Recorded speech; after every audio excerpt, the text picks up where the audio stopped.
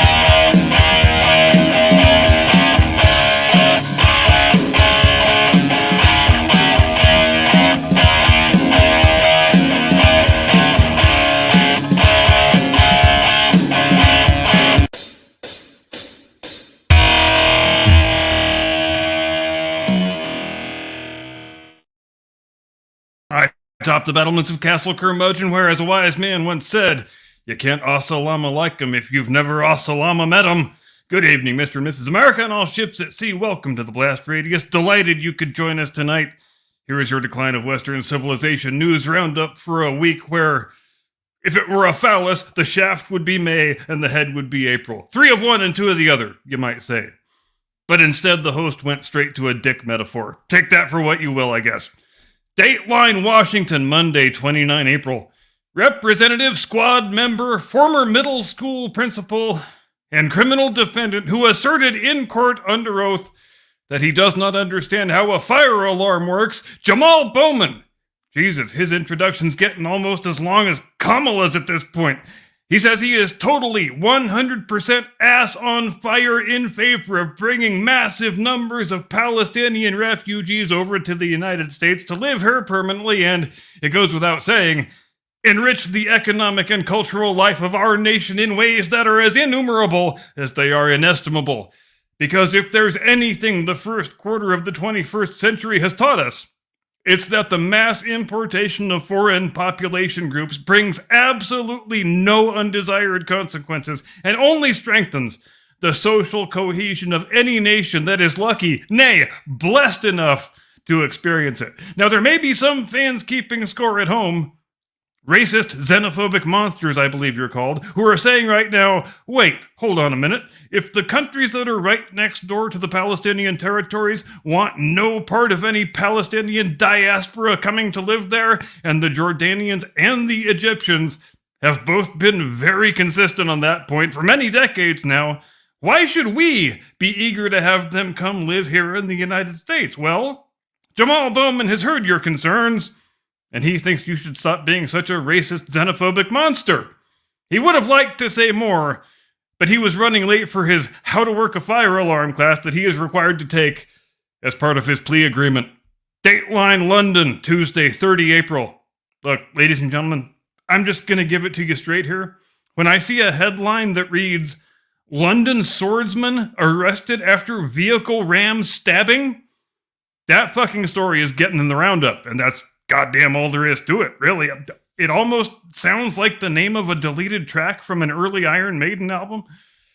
But in the interest of decency, we probably ought not to attach much levity to this particular incident, as a 14-year-old youth did tragically lose his life, and 4 other victims, including 2 London Metropolitan Police officers, were maimed to varying degrees of severity by the sword-wielding psychopath. And I just want to take this opportunity to say, how many more of these incidents do we need to see before we can start having a conversation about common sense sword reform and a ban on high-capacity scabbards? The assailant is said to be a 36-year-old Englishman with, quote-unquote, light skin, because, we're no longer allowed to ever talk about the race of violent criminals, and we have to avoid it even more assiduously when they are still on the loose and still pose a potential danger to the community, because we simply mustn't risk perpetuating negative stereotypes. And that's not my phrase, it's not even a paraphrase. That's what the actual London Metropolitan Police Department, the oldest and proudest police department in the whole civilized world, offered as the justification for their policy of, you are not allowed to know the race or nationality of the escaped murderer who is currently running loose in your neighborhood and might kill you. British Prime Minister Rishi Sunak, in a characteristic display of strong, decisive, swinging, dick masculine alpha male energy, said, quote, "This is a shocking incident. My thoughts are with those affected and their families. I'd like to thank the emergency services for their ongoing response and pay tribute to the extraordinary bravery shown by police on the scene. Such violence has no place on our streets." End quote. Absolutely Churchillian. I think we can all agree. Dateline Berlin, Wednesday, 1 May. Those crazy kids in the German radical left got international workers they off to a swinging start this week by lovingly setting fire to 16 Amazon delivery trucks during an anti-fascist action demonstration in the German capital. And these idiots are the OG Antifa, in case you don't know. These are the guys our noodle-armed, pussy douchebag Antifa clowns in this country are always trying to emulate. In addition to the 5 protests that took place in Berlin on Tuesday night, a further 50 protests went off throughout the day on Wednesday.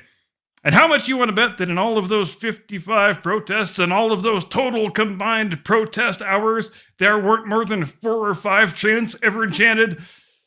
Now, there might be some in the audience right now saying, but wait, why do the Berlin police and the German government allow this nonsense to go on?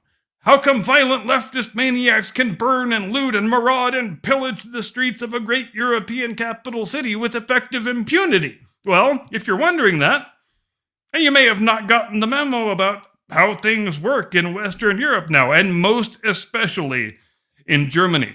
If it looks like the leftist lunatic fringe can do whatever it wants, and the right, even the moderate right, even the centrist right, is effectively banned from existing, it's because that is the actual reality. And nearly all of it is down to the national self-loathing that Germany has made into a state religion and the rest of Western Europe has eagerly sought to emulate. It's a matter of unquestioned orthodoxy now that the wars of 1914 to 1945 had as their sole proximate cause nationalism, and nationalism is bad and evil and wrong. Is it a nonsensically reductive way of viewing history? Yes, it very much is, but good luck trying to explain that to those 16 smoldering Amazon vans, because the communists, they just get a free pass, damn it.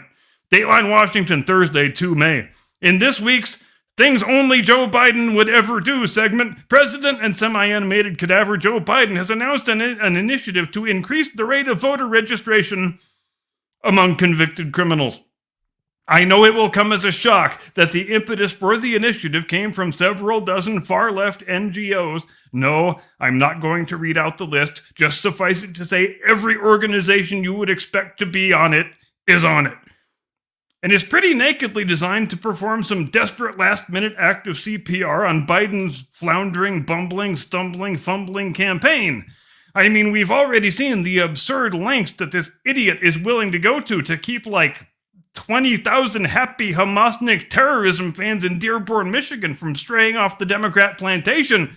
But it looks like he's taking an altogether different and more innovative approach with this latest thing. Like, instead of working to keep your sharecroppers on the plantation, just expand the boundaries of the plantation and capture anybody who happens to be living on the land you have just appropriated, who, in this case, happen to be all convicted felons. And the guy who had to write the sales pitch, I can't decide if he had an easy job or a hard job. Hey, convicted felons, we just wanted to let you know you'd be a real natural fit here with the Democrat Party. I mean, do you just come right out and say it, or do you try and be subtle about it? Hi, I'm Joe Biden. Vote for me if you're a criminal. You won't be sorry. My wife Jill approves this message.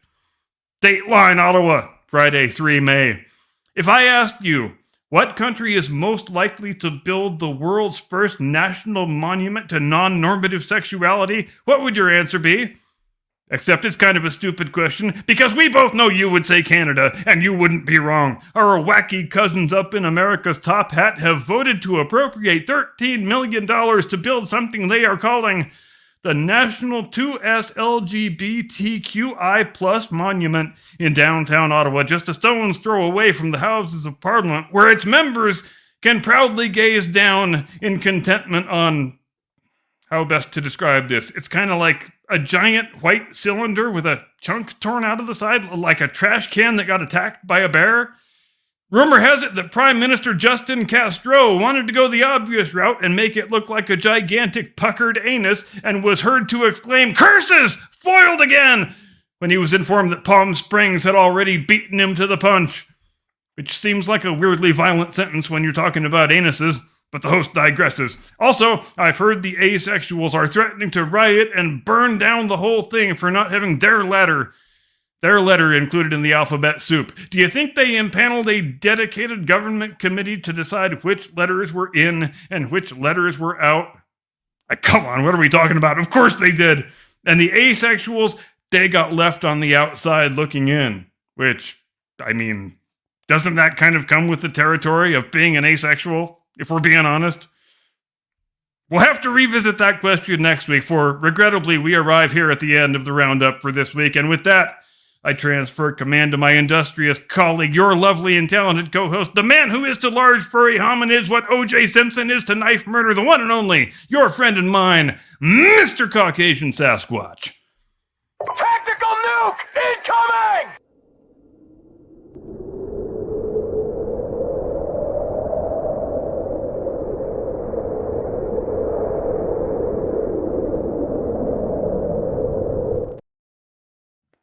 It's one heck of an intro you got on you, bud.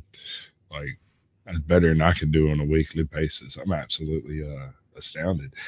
Ladies and gentlemen, welcome to the Blast Radius. This week, man, we've got some noodly armed guys with trash cans trying to escape. I think they're escaping. They appear to be escaping, is what they appear to be doing. Although no one seems to be chasing, and I'm so confused. Cap's going to explain this whole scene to me, right? We've also got the Tiffany Hanyard Super Mayor story, which we're going to do a little update on, but it's not the most current update because things have happened since I saved these videos. Then we're going to cover some more of the weird protestiness because, you know, who's not this week? I mean, that's obviously what we've got to do with it. Give me the money. Give me the money, okay? All right, so how you feel about all of that, dude? Like, why are you over there? Get in your right spot. I feel like we could probably play my new song too if we get to feeling frisky. I was going to do it as the outro. That's what I've got beamed up. Beautiful. I love it.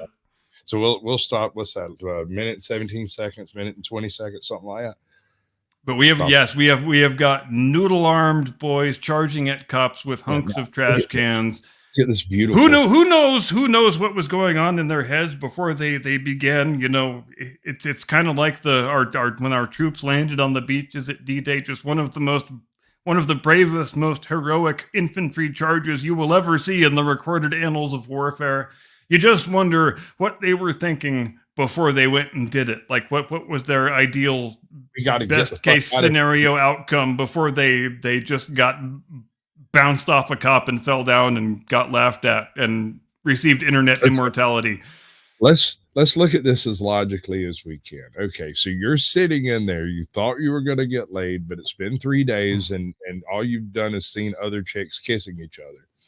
and you and a couple of your friends decide, well, the cops have us surrounded and we probably shouldn't go to jail. And if they get a good picture of us on the way out of here, there's no way we'll be able to work for these protest squads again, right?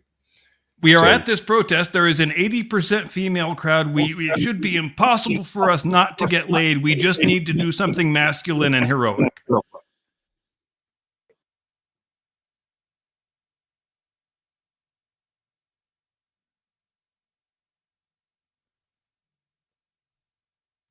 I lost my sound for a second. It just went away, but I think it's back. I think I lost you too. No, that's what I'm saying. My sound card crashed right there, and now it's better. We're all good now. There's our one glitch for the evening. Hopefully. So we've got these guys here, right? Notice how every single one of the chicks there outweigh the guys by a good 60, 70 pounds. They're It's hard not taller to notice. and more well fed. But hey, when you're a noodle-armed man, go big or go home, I say. Okay, so I'm going to need a breakdown on this because I'm very confused. Okay, correct me if I'm wrong. They are voluntarily at this protest, correct? Yes. So, ostensibly, they could just leave. It's true. They could go in there, put on normal clothing, and walk out the door. But instead, they need to make a heroic final stand like Custer at Little Bighorn and charge at the police with their little wedges of trash can shields. Isn't but Look at those brave troops charging into the breach. Look at them. somebody's been watching YouTube videos on how to make trash can shields. Oh, yeah, you can get 6 shields out of one freaking Rubbermaid 60-pounder, right? Right. Which I guess is the eco-friendly way to go. All right. So there's that, right? But I want an explanation specifically on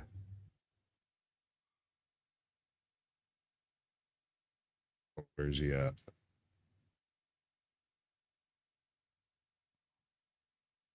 This dude here. I want to know everything there is to know about this person. I would Yeah, like that's this individual- that's an interesting question. Okay. What's up with the Red Cross? Is he a medic or a crusader? There's no way he's a medic with the Red Cross. He's in full black, and I'm not convinced it's a he. Looks like he's wearing a fucking one of those bite suits for dogs. Yeah. I would be fascinated to know about the Red Cross. I want to know Because about I'm guessing he's not trying to advertise that he's a member of the Knights Templar.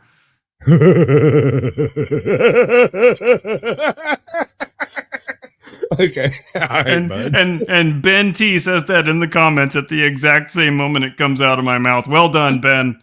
I'm just thinking lightning bolt, lightning bolt, lightning bolt.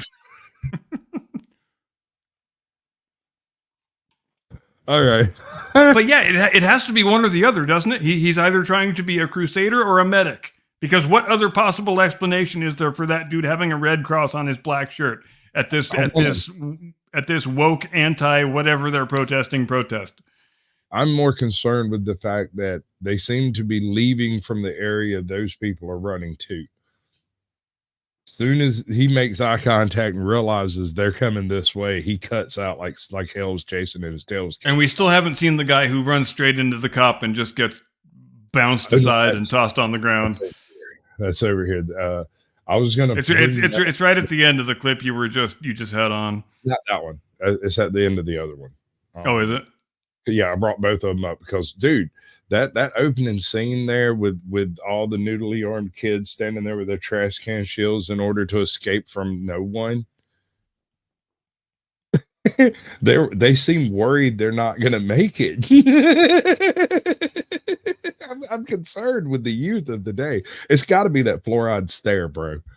I would love to have been a fly on the wall during their battle planning meeting. All right, guys. Okay, so I have it on good authority. Let's cut this trash can into 6 pieces and just run like hell, and we can get through them, no problem. They seem to have not treated the school with any form of respect. Is that the library? They trashed the library at Portland State so badly that it will not be able to reopen for 3 or 4 months, according to current estimates. There it is. There it is. Whoa. Sit down, kid. And let's see that again. Oh god. Yeah, I want to see that in super slow. All right, let's get some slow motion settings over here. Like, what is that kid thinking before he runs into that cup? What is his best case scenario for how that confrontation is going to end? Well, the Molly was just starting to kick in, and he was really getting in on a groove until he ran into a brick wall of justice. I'm the Lizard King. I can do anything. That was even funnier. I'm sorry, that was the wrong way. I played it twice as fast, and that was even cooler. Oh, all right.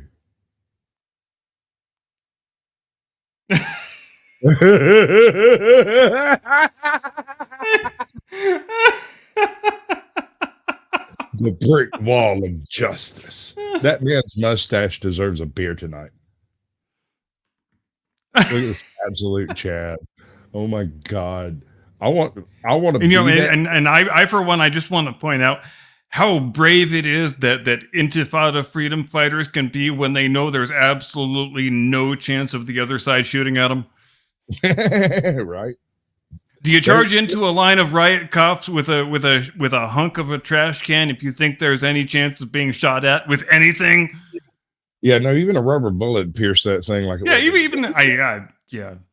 Absolutely. Shoot that guy with a rubber bullet, he'd be in a coma for 2 weeks. Hey man, you ever been to Georgia? No. No. Poor bastard. Well, listen, they try that stuff in Georgia occasionally. Right? My parents used to live there. I'm sorry. I really can't control what happens to people before I'm born. So when my dad was in pilot training, they were at Moody Air Force Base, which is shortly before I was born. I got to reset this. One cop who looked like he was trying. It's going to work. I'm so proud of myself. It actually worked this time. All right. So this is what happens when Antifa comes to Georgia. Out for the combine, or the one that just lifted up a dude like a baby back bitch, or when that crazy teacher decided to snitch on herself. Hit him on the head very lightly. Let's get started. Protests. Why are we protesting all the time? Ever since it's because people are unhappy with their lot in life. These trust fund babies it's so hard. Well, kids just don't have anything to animate their energy because we have decided to dispense with everything normative and traditional. So, kids don't have the same things to get interested in that they used to get it. So they have to invent new things to be interested in. And the results are about as absurd as they are predictable. You remember the play areas at the McDonald's? Yep. The 4th degree burns you'd get going down that slide in the summer. Oh yeah. You remember finding all the crap at the bottom of the ball pit in there and wondering. Oh yeah, you'd find all manner of things down at the bottom of that ball pit. Right.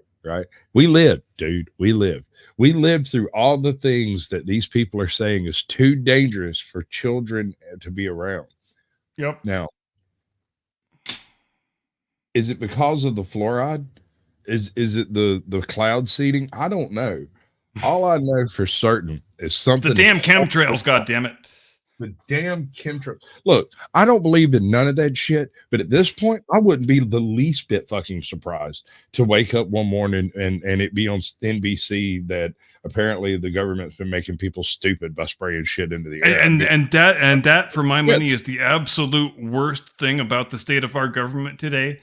is that they have done so much stupid, fucked up shit that even the most outlandish conspiracy theories you hear, you can't automatically dismiss them out of hand because they seem weirdly plausible on some level. And thank you very much, U.S. government. Well, I mean, let's take a solid look at a couple of Onion headlines that came true. I mean, Snopes had to issue true, verified. And if you've ever had to do that to an Onion article, I think reality has gotten a little off kilter. You are not wrong. You know who this guy is? You ever seen him before? I not off the top of my head. He doesn't look familiar. This is the angry cop, and I don't know if he's still a cop, but he's been doing content for several years now, and he's kind of got it down to a science. So watch how he utilizes his jump cuts to kind of punch the point home. When he goes to make a point, that'll like bam right into that spot in the video. COVID, we've had a protest every summer. What are we turning into France? Huh? We're just going to have a freaking protest across the entire country every year for the rest of eternity. Eastern Europeans. In case you don't know what I'm talking about, there have been a mass of protests, all coordinated across the United States at different college campuses where there are pro-Palestinian marches and protests going on, basically saying this: hey, we're college students and we don't like Israel. We want the college to stop everything that has to do with Israel. We also want to see your books and see if anybody goes there. And the college is like, what are you talking about? No. To which the protesters are saying, well, when we're going to set up a whole bunch of tents. And this is the best explanation of this situation I have heard to date. And I've still got my list of the UCLA Intifada demands. I can't wait. Oh God, we're going to get to that. We're going to get to that. No. The college goes, well, you better not set up a whole bunch of tents. Get that creepy, gross tent village of dank musk out of the campus grounds, or I'm going to call the cops. And the protesters say, well, fucking do it. And then guess what happens? Well, because nobody wants to listen to one another, the police get brought in. And, well, it makes for some interesting news highlights, specifically from Georgia, like the one cop who looked like he was trying out for the combine. Yep. Or the one that just lifted up a dude like a baby back bitch.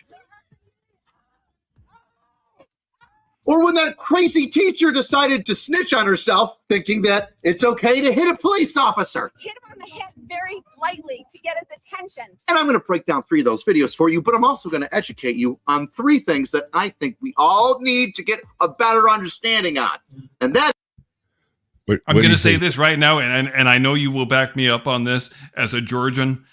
If you are in a state where the cops wear the campaign hat, you need to behave very differently than you would behave in a state where they don't wear that hat. When you have a Georgia State Patrol pull you over and he's wearing that motherfucker correctly, it lets you know exactly what the circumstances are going to be when you start getting lippy. And he will wear his mirrored sunglasses to drive the point home. What we've got here is failure. Communication. Damn right. I apologize for my lack of communication, sir. I will do some men you just can't reach, so you get what we had here last week, which is the way he wants it. Well, he gets it. I don't like this any more than you, man. Picked him up like a baby back bitch. I like that. I might be using it later tonight on somebody. That is, what is a protest? What is civil disobedience? And what is an actual riot? Because okay, so some of the terms here are self-explanatory. Civil disobedience is done civilly. It doesn't necessarily end at a certain time, but it generally doesn't involve the insides of buildings. Yes, and these kids on the radical leftist lunatic fringe have a severely retarded understanding of what rights they actually have, because we keep hearing about a so-called quote unquote right to protest. There is no such right. You have a right to petition the government for redress of grievances, and you have a right to express that petition in public, as long as you have a permit. There is no right that you get to just go shut down a bridge or shut down a freeway or shut down a road and go wherever the hell you want and chant whatever inane slogans you like, because that is not how civilization works, kids. That's correct. There is the First Amendment, which almost covers all of that. But where it stops covering it is where you enter into structures. Once you have gone inside a place, you are now outside of the public forum. After dark, and yeah, hour, that kind of stuff is not a thing. That's not a thing. No, sir. No, ma'am. And like I said in my video the other night, it's a really bold look when you break and enter a building, barricade yourself inside, and then demand that the building owner allow humanitarian aid deliveries. But in the form of Grubhub. Yes. That's my issue. Or DoorDash. We don't discriminate here. I'm just saying DoorDash is an equally viable option, but my point is, these are clearly people with credit cards. All of the people clearly, in this building are funded somehow, and they want their student loans forgiven for the school that they're going to and trashing and shutting down, that they're not actually going to, apparently, because they shut it down. And I, for one, will be honored to be forced against my will to pay off the student loan debt of these idiot protester kids who bounce off of cops with trash can fragments. Pretty sure they got that kid. We'll probably find out his name. I might change my channel name to his name. That sounds great. Seriously, you know what? I might be in line right behind you. Gets these things wrong. And I think it's important that we all have a little bit of a better understanding about our rights. And now, just because you say you're protesting doesn't mean you get to do whatever the you want. But before we get into that, first, a word from our sponsor, Sleep Doctor. Are you a Screw your sponsor. They didn't pay me. boozing? You can fit on my middle finger, sleep. Which one is which, and which one's allowed? And we're going to give you guys a little bit of a lesson, because they're three different things, and people seem to be confused on which one is which, Sleep Doctor, and which one's allowed, and how come I can't do whatever I want? I thought this was a protest. No, there's fucking rules by talking about protests. Civil. What is a protest? Well, normally a legal protest is where you talk to an individual from your local government, state, hey, we're going to be marching up and down this street. We're going to block off this area. We're going to do this. We're going to sit here. And your local government says, outstanding. Thank you so much.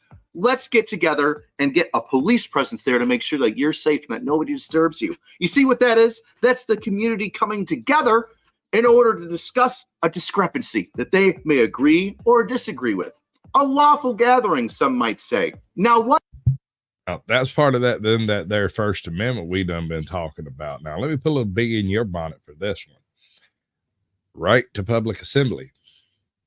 There's no real limit to that, but it's supposed to be within reason. There comes a point when your right to public assembly stops being a public assembly and becomes a riot. The thing you do not have the right to do is interfere with the ability of other people to lead their daily lives. Exactly. That is that some would refer to as a fine line, right, between a protest and a riot. You can be a minor interference. You're no more than an acknowledgement on the way through. You're not actually supposed to stop business, interrupt business, or in any way impact anyone else's ability to conduct business. As such, and amazingly, bizarrely, the last couple of weeks, we've actually had multiple universities surrender the security of their perimeter to the pro-terrorism demonstrators so that they can check people's IDs and not let Jewish kids onto the campus to go to class, because that is in a very, very classy, dignified look. I mean, if you're going to give it up, you might as well give it up to the weakest so you can take it back when you're ready. Just saying. Yeah. You know, you can pretend to be weak. If you're not, it's not a big pull. If you know you're in the right and you're square with the house, then you can take the L and it's not so hard on you. Andy Just- Pickle raises a good point. You stopped it on an outstanding pause frame. Yeah, well, everybody needs a no face. Here's his. What might an unlawful gathering be? If you start blocking city streets, setting up encampments on private property after you're asked to leave, or using, let's say, fireworks and bullhorns in order to disturb the public around you, that is not a protest. You would, however, be involved in civil disobedience. You see, a protest means that we've prepared, we're doing everything legally, and we're voicing our opinion. Civil disobedience is when you intentionally break laws or violations in order to influence or change government policy. You see the difference there? One, protesting legally. Civil disobedience, intentionally disobeying in order to get an effect. But here's the thing. When you intentionally disobey a law or violate a statute that's in place, you can be subject to arrest, which is mind-boggling to have. You hear that, ladies and gentlemen? You understand now that whenever and that's something these kids really do not understand even a little bit, because they think they have this mythical right to protest that means they can pretty much go any place they want and do whatever they feel like doing. And what a cute, quaint little notion. they made airsoft armor, dude. And they literally made I know. airsoft. It's right here on my UCLA Intifada need. That's on the urgent needs list. Airsoft goggles is number 2, right under headlamps. You're serious. You're not, okay. Hold on. Wait. We'll get back to what these kids have been doing wrong in a bit. I got to hear the rest of this. Where's it at? Hit me with it. Urgent headlamps, airsoft goggles, gas masks and respirators, skater helmets, shields, wood for barriers, knee and elbow pads, rain ponchos, canopies, utility gloves without reinforced knuckles of various sizes, especially for small hands. That one is weirdly specific. Super bright flashlights with strobe, and they have to be charged. And I thought flashlights all ran on batteries, but I digress. Umbrellas. So they need umbrellas and rain ponchos in Los Angeles in the middle of spring, which seems weird. Medical supplies. Not if you're expecting a chemical attack. EpiPens. Non-steroid inhalers. You know why they asked for the EpiPens? I know why they asked for the EpiPens. One of the protesters is allergic to bananas. And so they tried to have all the bananas removed, and people were showing up throwing bananas in. Well, yeah, and no bananas is on the list of foods they don't want.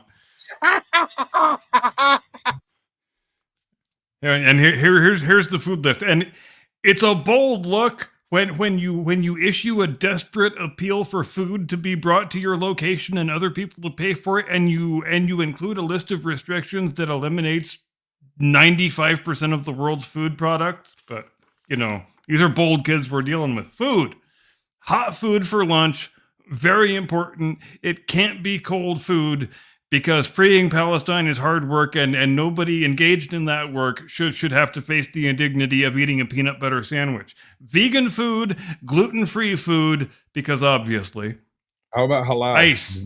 Halal. We're gonna need a whole shitload of ice, because freeing Palestine is thirsty work, and you want us to drink non-chilled beverages at the end of the day? I mean, what kind of barbarian are you? That's the food they want. And here's the food they don't want. This is bold in all caps. So this is very important. No packaged food. No coffee. No bagels. Seems racist. No bananas. No nuts. And then the final item is fill out this form if you are interested in coordinating a meal, except there is no form. It's just a list. There's a joke there. What was that last one? No nuts? Of course not. There's no nuts anywhere in that building except for the screws that Well, are. I think maybe that's their fun, ironic way of saying they've already got all the fruits and nuts they could possibly need. I think that was their way of trying to dodge the TV dinners. No Yeah, doubt. and you know that's a lot of conditions when you were asking for humanitarian donations. Yeah, they want fresh hot meals. Yeah. Hey, And what these- does no packaged food mean? Doesn't all food have some sort of packaging? Isn't that how we transport food from one No, place no, to dude. another? They thought they were shooting a movie or something. They wanted their concessions included.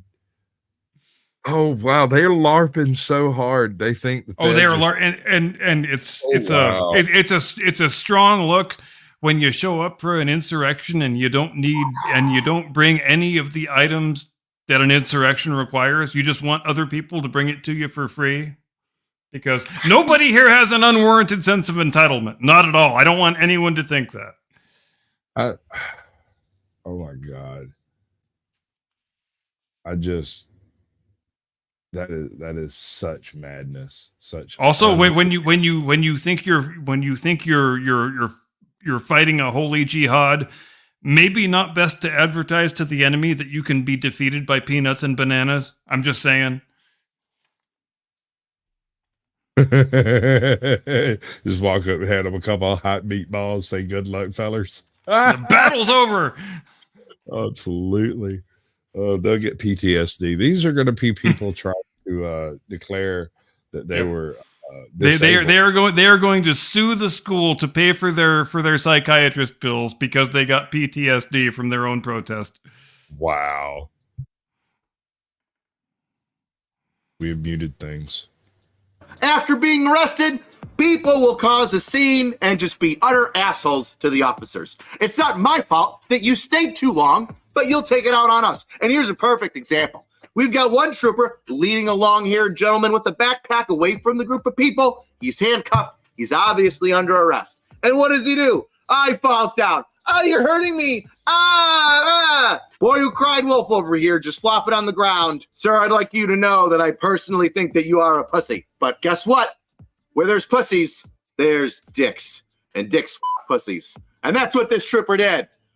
Not literally. Because as soon as this guy fell down to the ground, the trooper just goes, bro, yoink, lift. Yoinks him up like a boo-boo. You'll notice that his hydro flask that his girlfriend probably made him hold while she goes and makes out with another guy in front of him. Well, it falls out of his backpack. And the trooper can't see it, but within stride, it falls down directly to the toe of his boot. And that thing is gone. If the Falcons need a kicker, that guy's it. He is it. And now that brings us finally to what I like to call, you're here because you're dumb. Because you made the dumb decision to do the dumb thing that got you here. And you'll notice this is an elderly, privileged, white woman being walked away by some fantastic Georgia State troopers, the Georgia State Police. Patrol? Gosh, I keep forgetting what they're called. Georgia State Patrol. And she... Georgia State Patrol. Them boys that show That's up what I with thought them it was. hats, they are serious as a heart attack, bro. They sound like a freaking drill sergeant machine, as if they were all stamped at the same location. Well, yeah, that's why they wear campaign hats, because they want to send that message to everybody, and more power to them. Dude, it certainly sends a fucking message when you're sitting there and you know blue lights are blue lights. You don't know if you're getting pulled over by county mountie or a state patrol until you see that. I mean, campaign hat. if you want to live in a peaceful and well-ordered society, you want your cops to be able to inspire fear. To some extent, yes, because all laws are enforced by violence. There is no other enforcement possible because you can't demand money in the U.S. We don't do that whole. In theory, we don't do that debtor's prison thing. That's a large portion of that whole Bill of Rights thing, is that we don't do that. But where are we at now? Is that not the system that we have found ourselves in? We have debtor's prison by other means. Right. It's through a whole bunch of little laws that end up putting your ass in jail, but not out and away debtor's prison. Well, and the whole objective of the federal government getting into the business of underwriting student loans 30 years ago was about building that prison. right? So now I'm sitting there, and this regular county mountie comes up and goes license and registration, and I'm like, well, what was the reason for the stop? You don't have to worry about that with GSP, baby. When they walk up, I am so and so. The reason I stopped you is this. I need your license and registration. And it comes out like somebody printed it back at headquarters, and it was just erupted from his lips. And that's a good and proper thing. That's exactly how it should be. I love it because it cuts straight to the chase. There's none of that middle grounding bullshit. We're not discussing traveling.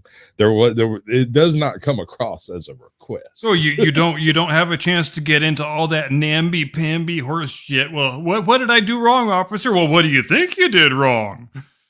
Right. The hell with all that. That's dirty. Anytime. Yeah, that's dirty as hell, and there's no place for it. Right. Because you say something like, oh, shucks, and they'll take that as a confession. It was you, wasn't it, boy?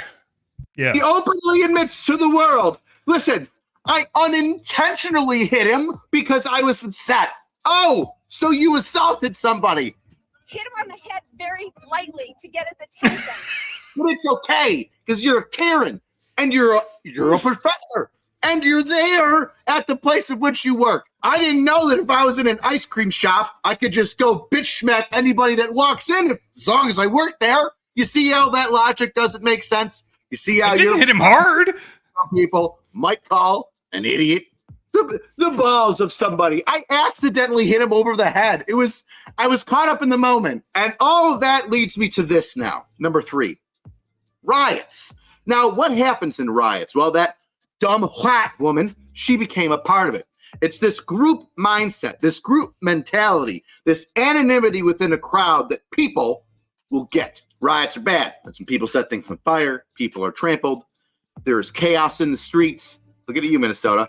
But in that crowd, in that group of people, individuals will lose their mind. They'll see somebody pushing over a car and just act on it and just go with it. And there's a psychological term for it, which I'm completely blanking on.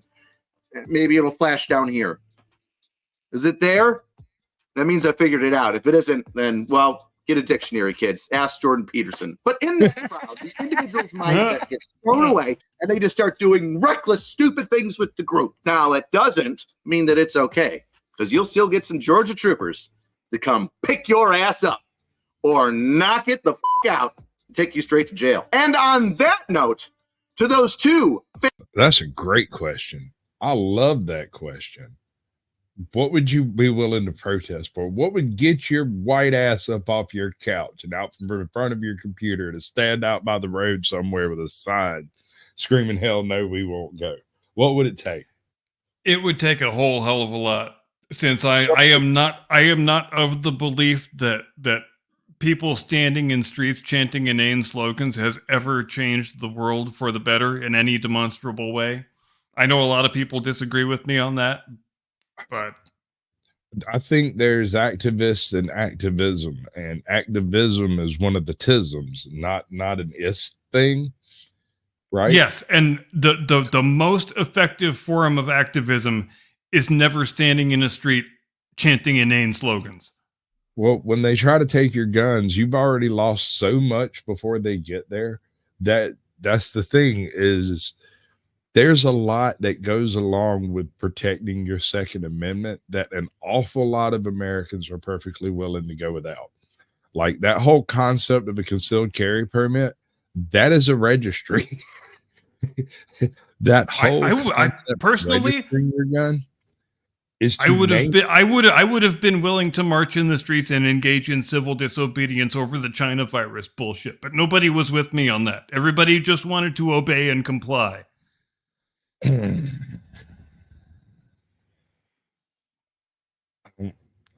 my eternal disappointment. I hear you, man. Because we just outed ourselves as a bunch of fucking pathetic, gutless pussies. The people who are still wearing masks in cars alone today bother me. Yep, Oh, I see them. I see them at least once a week. I mean, really? We're going to take a look at Tiffany. Y'all got false Haynock. narratives. You Y'all got false narratives. Y'all black. Y'all should be ashamed of yourselves. Sorry. I know you can't help it. But who I cares? love me some Super Mayor. I cannot help Look it. at this beautiful fucking specimen right here. This is hood greatness.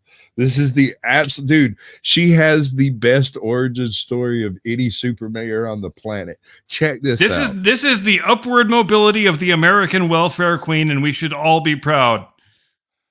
And the crowd goes wild. Bro, she was smashing windows, doing legit smashing grabs on Main Street 4 years ago. And now she is the people's mayor. She is the people's mayor, and she has spent more money than any mayor of any two equivalently sized towns. And if you criticize her on YouTube, she will send dudes in a blacked out SUV to stalk you around town. Check this out. Out there, and y'all should be ashamed of yourself. Y'all black. Y'all are black. And y'all sitting up here beating and attacking on a black woman that's in power. Y'all should be ashamed of yourselves. All the stuff that y'all did to get people to come to our community, to just diss and down our community. Shame on y'all. Diss and down. I don't know what that means, but it sounds great. And today we got to I talk can't about how wait. the Diss and walls are down. closing Talking in. down. Diss on and the- down. Tiffany A. Henyard. And honestly, I'm a bit heartbroken about this because the story has been so good, so enjoyable, so much fun to laugh at. But the fact of the matter is, this level of fraud and corruption can only go on for so long. Right. And while there are reports recently of the FBI raiding the Village Hall, today what we want to talk about is the first step in this process, what I believe to be one of the truest signs that it's all going to crumble in. And that's the fact that Freeman, Tiffany A. Henyard's right-hand man, her lieutenant, and alleged Right. Okay. We're going to go to this point. engaged in. Freeman is a key player in our reporting on Tiffany Henyard because of how many roles he plays for her. In addition to the Dalton and Township jobs, Freeman also, for a time, was the registered agent of the Tiffany Henyard Cares Foundation. But there's no foundation in the state of Illinois moving like we move, shaking like we go. All right. So essentially, what this brings us to is the FBI, before they even issued her warrant, went for the money man. They got the dude whose name was on the documents. And she's now been raided twice in the last 10 days.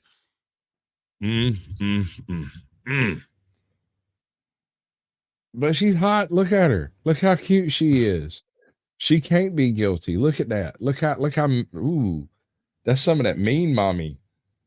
No. Oh, have you seen how sexy she is on her little rollerblades with her little rollerblading outfit? How can you not love the people's mayor? This bit right here. The trips and whatnot that they were going on and realized that he was there on almost all of them. For months, WGN Investigates has reported on questionable conduct on Henyard's watch, including unexplained travel, including first-class airfare and fine dining on the taxpayer's dime. Credit card statements show Freeman was on many of the trips, including one to Las Vegas, where another Henyard aide now claims a Dalton trustee sexually assaulted her. Others accuse Henyard of using Freeman and other government employees to retaliate against her opponents. Court watchers say the feds could use the bankruptcy charge against Freeman to get him to cooperate in other investigations. When the feds are Mango. They went for his money, bro. What's up, Exiled One? They went for his money. I'm gonna there's one level on which I want to give Tiffany Henyard credit. She knows where her ceiling is. A lot of people who are similar types of people as Tiffany Henyard, they'll try and get into Congress in some bizarre delusional belief that they will somehow gain upward mobility from there and be president or emperor or something. Tiffany Henyard, I think, has enough self-awareness to realize that making some shitty little town into her personal fiefdom is as far as she can possibly go in politics. And so she is going to play it to the hilt for absolutely everything she can play it for. Absolutely. I have a theory.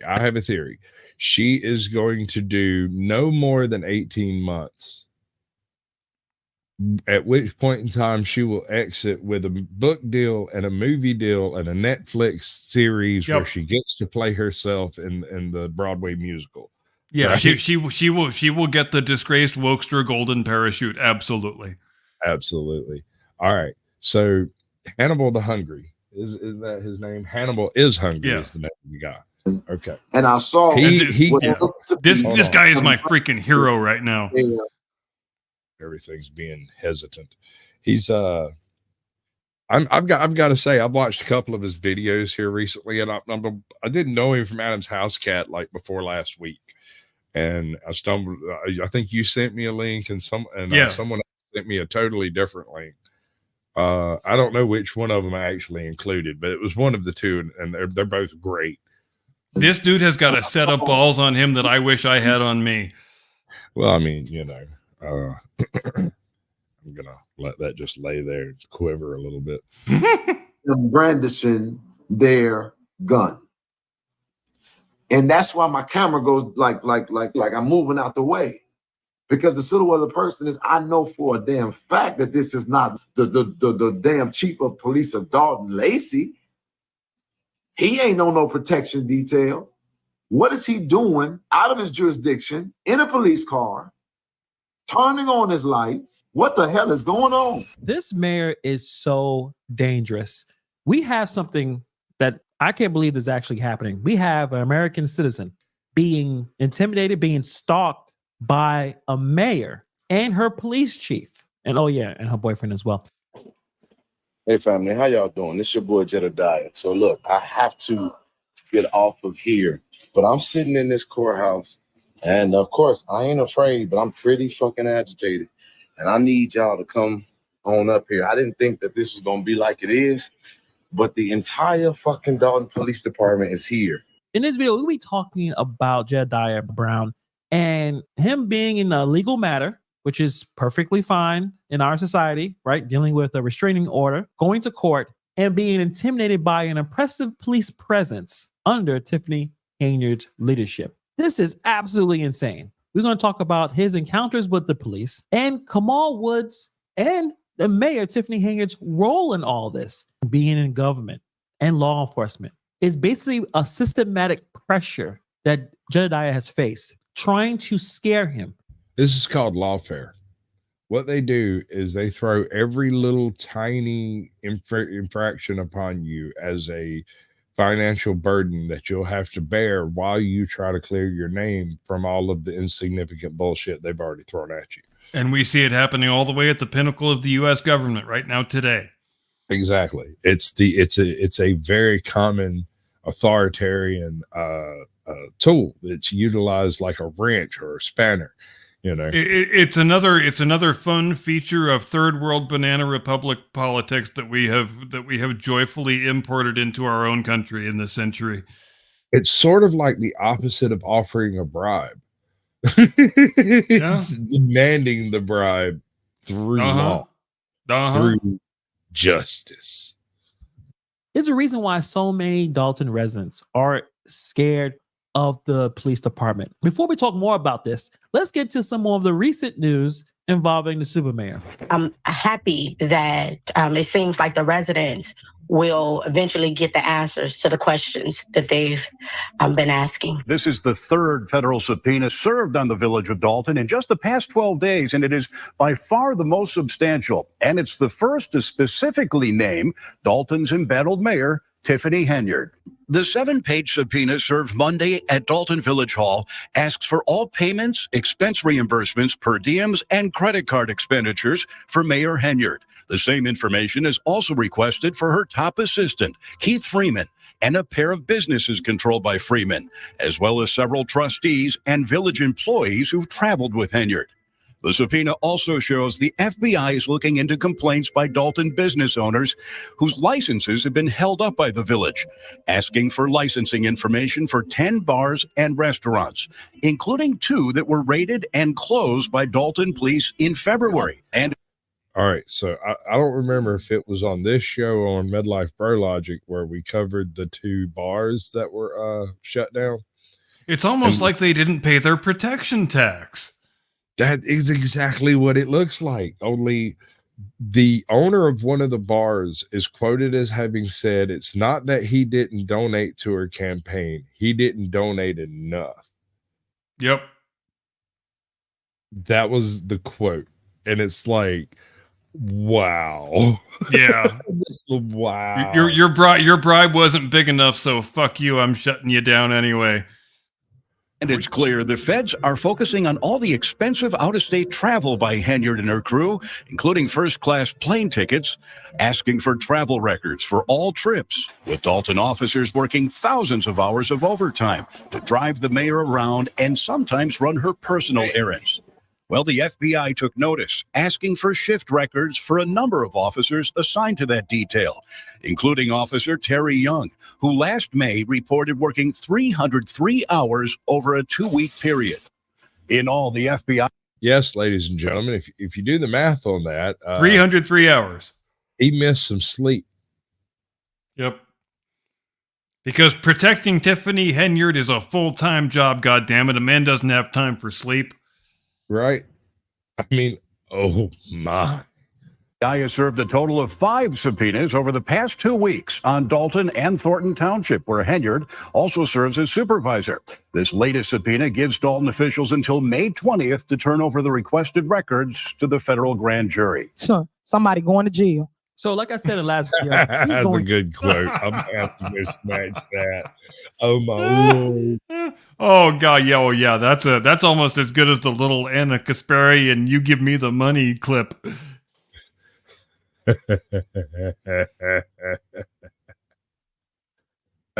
This latest subpoena gives Dalton officials until May 20th to turn over the requested records to the federal grand jury. So, somebody going to jail. So, like I said in the last video, he's going to jail. It never gets old. I could watch that 1,000 times in a row. I'm telling you. That's so good. Somebody going to jail. Cares about the FBI presence in her village at the township. She is losing her mind. This group of goons are becoming more and more unhinged. And that's why I want to talk about this story today. So this happened 2 days ago. Jedediah Brown. Do you reckon they smoke crack together? Wouldn't surprise me. I mean, I'm asking. This is not an assertion, so don't fucking sue me. I'm just saying. Do they? A community activist whose encounters with the Dalton Police Department has been nothing short of just crazy, frightening. Joe Cool, baby. Yeah, that's my big So right now I'm being followed by a cop car, and then he is pulling behind me, and I don't know who he is.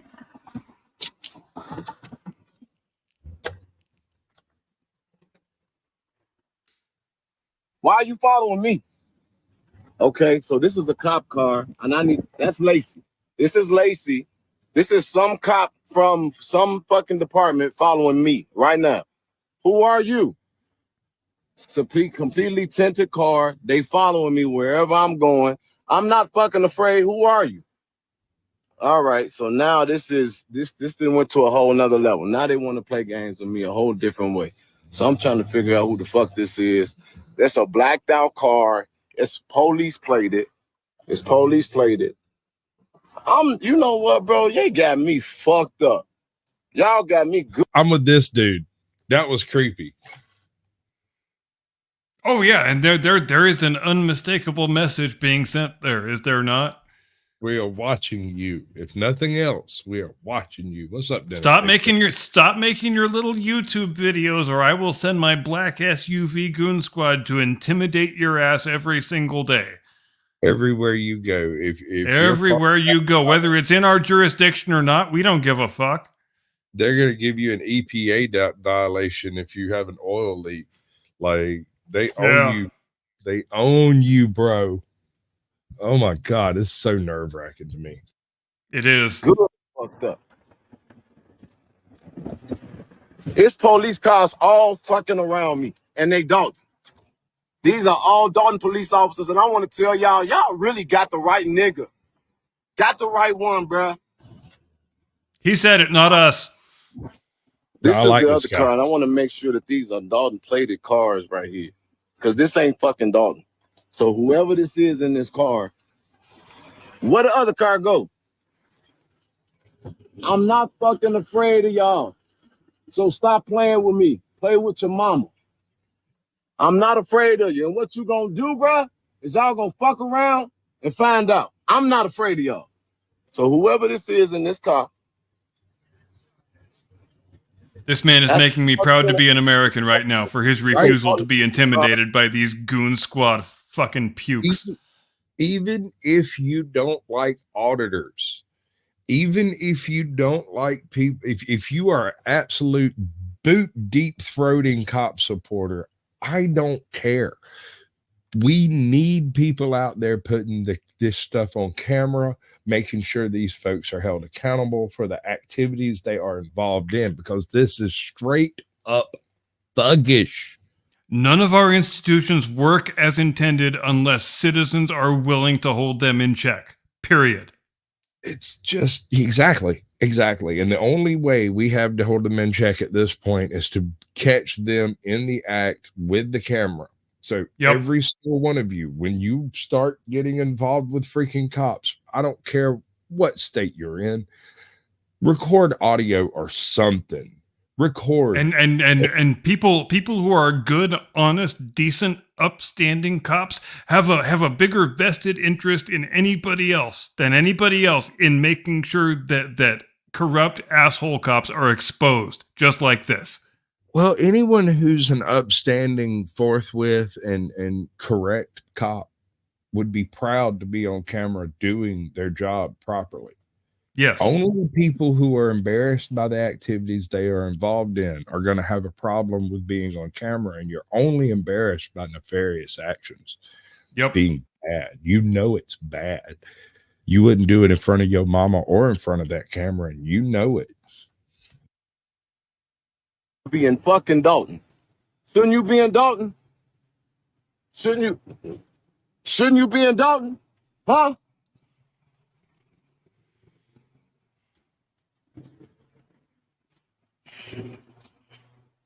I'm not gonna, man, bro, what's up? And it keeps going. I mean, like, there's tons of this type of stuff that he's going through. See, there for no reason. He's not an officer at Markham. Why is he there? Shouldn't he be protecting the Police Chief Lacey, Dalton Police Chief Lacey, that go Lion Lieutenant Staples. And we finna go to this courthouse in a minute, but this how it goes. So my lawyer said I can record in here, just can't do it inside of the courthouse. The courtroom. Lacey, since you got all your officers here, how many protecting Dalton? How many protecting Dalton? I don't know what's Fair up with question. How many protecting like Dalton, my boy? it's removed Away from you, I'm standing here at the content. court door. You learn the rules. So upon arrival, Jedediah was greeted by the excessive display of power, officers from high-ranking officials, all present in a calculated show of force. Now, mind you, this is just a restraining order. Officers that are supposed to be protecting the village of Dalton, all there. This was a clear message of intimidation. You may say, well, this was the blue backing each other up. But no, this was just a tactic designed to psychologically shake Jedediah Brown and any supporters or onlookers who were present. Here's the long story short of court. I walk up out of there. You know, I'm sitting down. I'm sitting down. Okay. Chief Lacey, they mad now. Chief Lacey did just like this while walking. He says, I'm gonna get you. Did you see that? I'm gonna get you. I'm gonna get you. And I said, excuse me? Like, motherfucker, what? He said, I'm gonna get you. This is the chief of the Dalton Police. And this is my testimony of what I experienced today. This is how Chief Louis Lacey operates. He is a brute. He is a bully. He's a garbage police officer, and he shouldn't have no business with the badge. So this was Lacey's intent. It was twofold. First, to scare Jedediah. Do you remember that little speech? Yep. In this speech, he tells everybody if anyone gets loud or obnoxious, the meeting will end. He will pull the permit for the meeting, and it'll be over. That he will end it. So make sure you keep everything very cordial, very nice. Which is a fun way of saying nobody criticized the super mayor. Basically. Jedediah Brown into silence and to broadcast a warning to anyone else who might dare challenge the police department's authority. This man chase me. I didn't have a weapon. I didn't make no threat. He wasn't protecting no Tiffany Henyard. This man think he's a gangster. He's a rogue officer. He's dangerous. Nothing that I didn't already know based on my own research. But this man is dangerous. Now, mind you, the feds are here. How stupid can one person be? But the problem is a group of them. It doesn't matter how many eyes are staring directly at the village of Dalton. They are out there trying to manipulate and try to intimidate someone who has been. Agree. Oops, wrong button. I keep doing the wrong button on that one. It's this way. All right, bud. What's the next step for the feds dealing with Dalton? They've already. I believe they are about to impanel a grand jury, so we should expect indictments to drop in the next couple of weeks. Right. Okay. I want to be all over this like Stinkle shit. This might be the comic book trial of the fucking century. I mean, oh yeah, there'll be no shortage of material for us. That's for goddamn sure. They have Lori Lightfoot for the investigating. I know. They like the blind leading the blind, ain't it? Talk about turning your act into a clown show. I mean, my God. The only thing that would have been funnier is if they'd have managed to rope Fannie Willis into it some kind of how. It's the only thing. You got a this day in history for us? I got a this week in history, and I better get to it before we're out of time. Yeah, you need to get up there. You ready? Yeah, baby. Hit me with the 28 April 1192, the assassination of Conrad of Montferrat, King of Jerusalem, in Tyre. 2 days after his title to the throne is confirmed by election. The killing is carried out by the Hashashin, who we since have shortened their name to assassins. 1503, the Battle of Carignola is fought. It is noted as the first large European battle ever won by small arms fire using gunpowder. 1789, the Mutiny on the Bounty. Lieutenant William Bligh and 18 sailors are set adrift, and the rebel crew returns to Tahiti briefly before setting sail for Pitcairn Island. And Bligh, in one of history's great feats of seamanship, gets all of his men to safety alive. 1869, Chinese and Irish laborers for the Central Pacific Railroad working on the first transcontinental railway lay 10 miles of track in one day, a feat which has never been matched. 1881, Billy the Kid escapes from the Lincoln County Jail in Mesilla, New Mexico.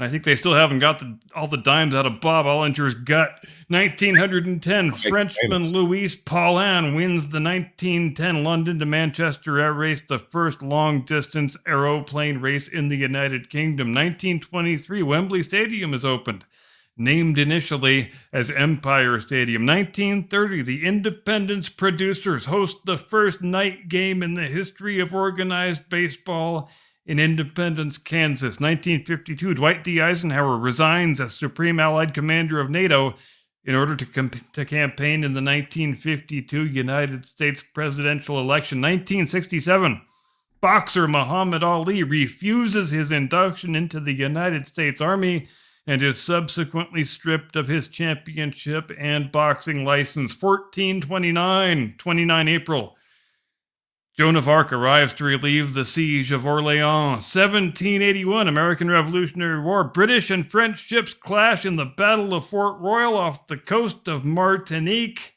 1861, Maryland. Their House of Delegates votes not to secede from the Union. 1916, the Easter Rising. After 6 days of fighting, Irish rebel leaders surrender to British forces in Dublin, bringing the Easter Rising to an end. 1945, World War II. Mrs. Schicklgruber's little boy marries his longtime partner Ava Brown in a Berlin bunker and designates Admiral Karl Dönitz as his successor. 1946, the International Military Tribunal for the Far East convenes and indicts former Prime Minister of Japan Hideki Tojo and 28 former Japanese leaders for war crimes. 1974, the Watergate scandal. United States President Richard Nixon announces the release of edited transcripts of White House tape recordings relating to the scandal. 1975, the Vietnam War, Operation Frequent Wind. The U.S. begins to evacuate U.S. citizens from Saigon before an expected North Vietnamese takeover.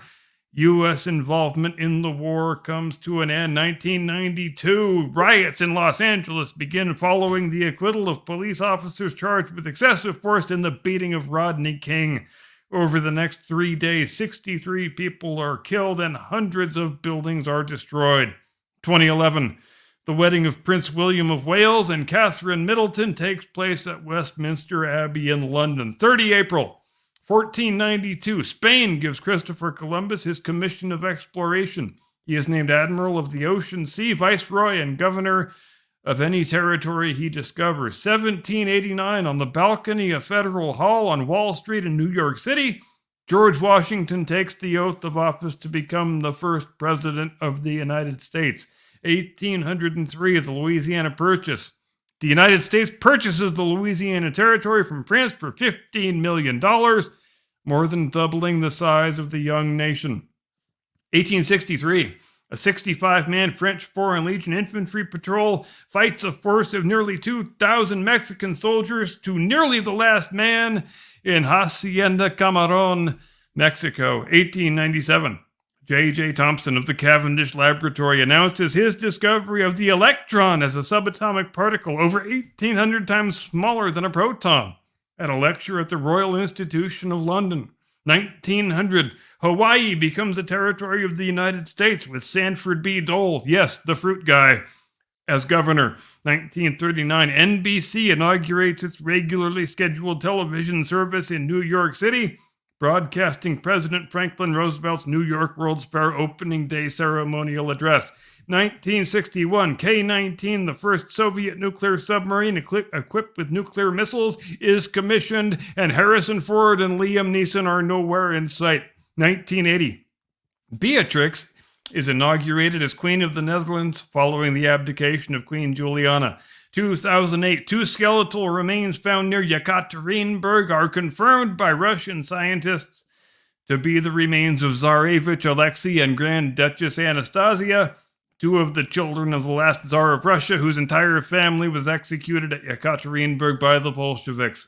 The 1st of May, 305, Diocletian and Maximian retire from the offices of Roman Emperor. 1169, Norman mercenaries land at Bannow Bay in Leinster, marking the beginning of the Norman invasion of Ireland. 1707, the Act of Union joining England and Scotland to form the Kingdom of Great Britain takes effect. 1807, the Slave Trade Act. 1807 takes effect, abolishing the slave trade within the British Empire. 1844, Hong Kong Police Force, the world's second modern police force and Asia's very first, is established. 1846, the few remaining Mormons left in Nauvoo, Illinois, formally dedicate the Nauvoo Temple. 1851, Queen Victoria opens the Great Exhibition at the Crystal Palace in London. 1886, rallies are held throughout the United States demanding the 8-hour workday, culminating in the Haymarket Affair in Chicago, in commemoration of which the 1st of May is celebrated as International Workers' Day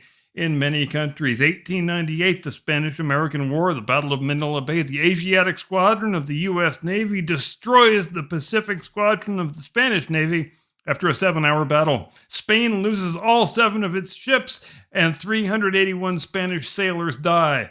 There are no American vessel losses or combat deaths. 1915, RMS Lusitania departs from New York City on her 202nd and final crossing of the North Atlantic. 6 days later, the ship is torpedoed off the coast of Ireland with the loss of 1,198 lives. 1956, the polio vaccine developed by Jonas Salk is made available to the public. 1960, the Cold War. Francis Gary Powers in a Lockheed U-2 spy plane is shot down over Sverdlovsk Oblast, Soviet Union, sparking a diplomatic crisis. 1982, Operation Black Buck. The Royal Air Force attacks the Argentine Air Force during the Falklands War. 1999, the body of British climber George Mallory is found on Mount Everest 75 years after his disappearance in 1924, and they are still looking for Sandy Irvin and his camera. They are up there somewhere. The 2nd of May, 1536, Anne Boleyn, Queen of England, is arrested and imprisoned on charges of adultery, incest, treason, and witchcraft. 1670, King Charles II grants a permanent charter to the Hudson's Bay Company to open up the fur trade in North America. 1863, American Civil War. General Thomas J. Jackson, Stonewall to his friends, is wounded by friendly fire while returning to camp after reconnoitering during the Battle of Chancellorsville. He succumbs to pneumonia 8 days later. 1889, Menelik II, Emperor of Ethiopia, signs the Treaty of Wuchale, giving Italy control over Eritrea.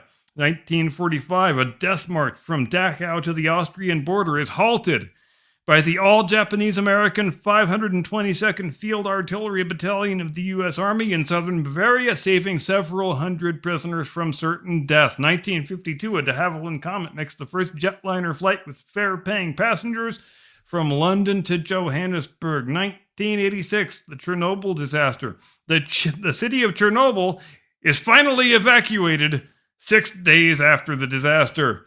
2011, Osama bin Laden, the suspected mastermind behind the September 11th attacks and the FBI's most wanted man, is killed by the United States Special Forces in Abbottabad, Pakistan. The 3rd of May, 752, Mayan king Bird Jaguar IV of Yaxchilan in modern-day Chiapas, Mexico, assumes the throne. And if I ever have a chance to change my own name, I think I will call myself Bird Jaguar V. 1491, Congo monarch Nwuku Nzinga is baptized by Portuguese missionaries, adopting the baptismal name of Jayo I. 1715, a total solar eclipse is visible across the northern Europe and Northeast Asia, as predicted by Edmund Halley to within 4 minutes accuracy. 1802, Washington, D.C. is incorporated as a city after Congress abolishes the Board of Commissioners, the district's founding government.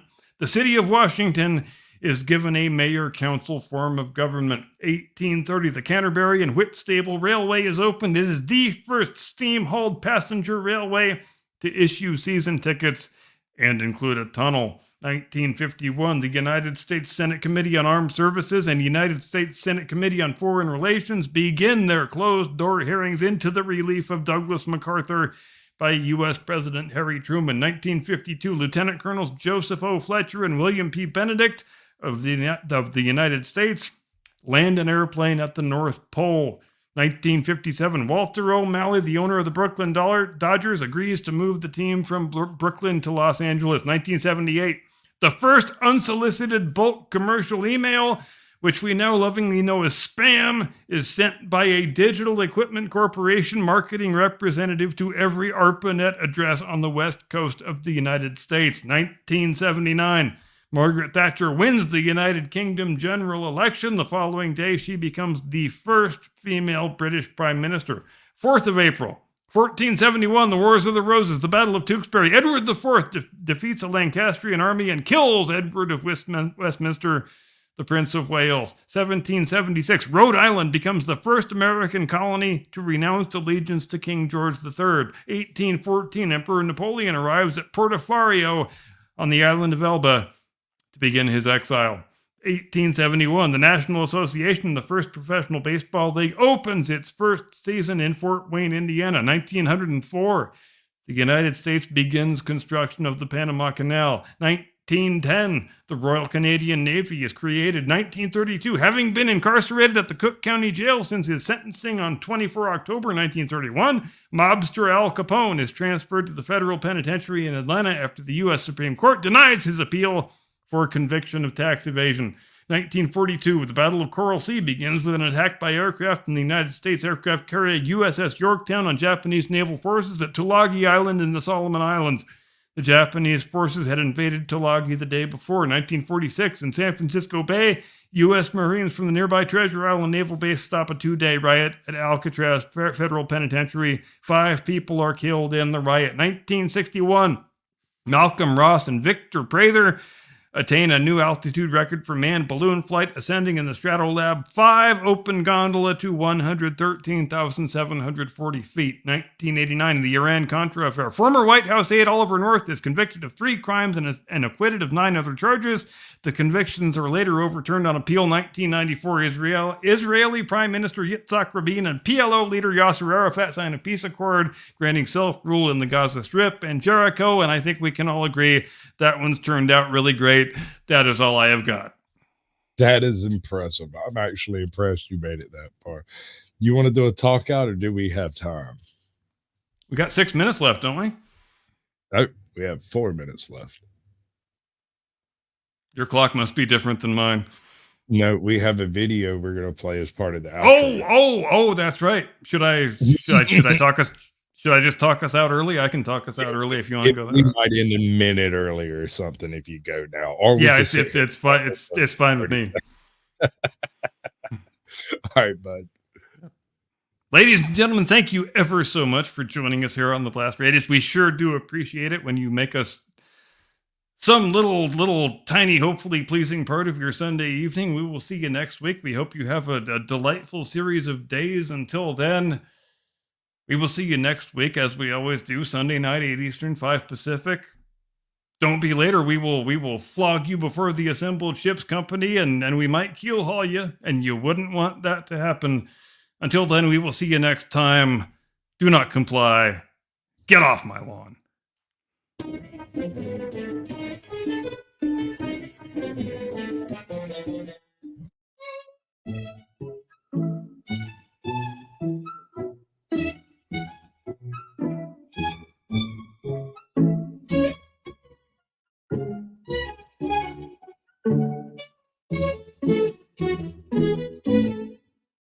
Hello, Mother. Hello, Father. Greetings from the Intifada. School is very entertaining, but my keffiyeh got wet when it was raining. Everyone looks Palestine-y. Got our jack boots, nice and shiny, but we're slowly getting thinner, 'cause they won't let DoorDash bring us any dinner. All the police, they're just haters, bunch of fascist masturbators. If they should touch us, we'll throw a hissy, 'cause we're wannabe jihadi little sissies. I don't want this to be scary, but I've just caught Berry. We've been pooping in a bucket, and my face has swollen up like Kirby Puckett.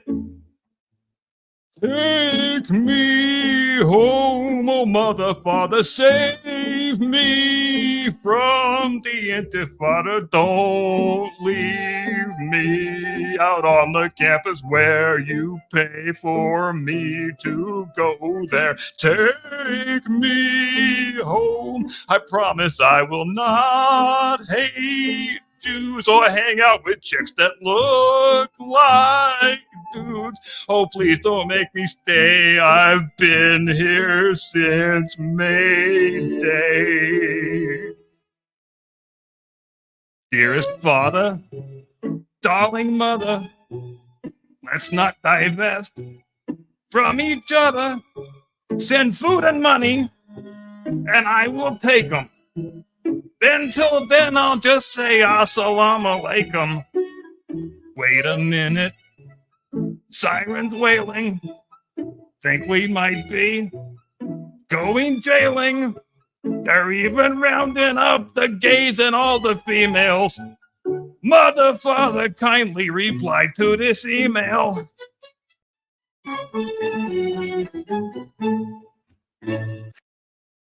Meantime, class is scheduled to resume today at Portland State University. And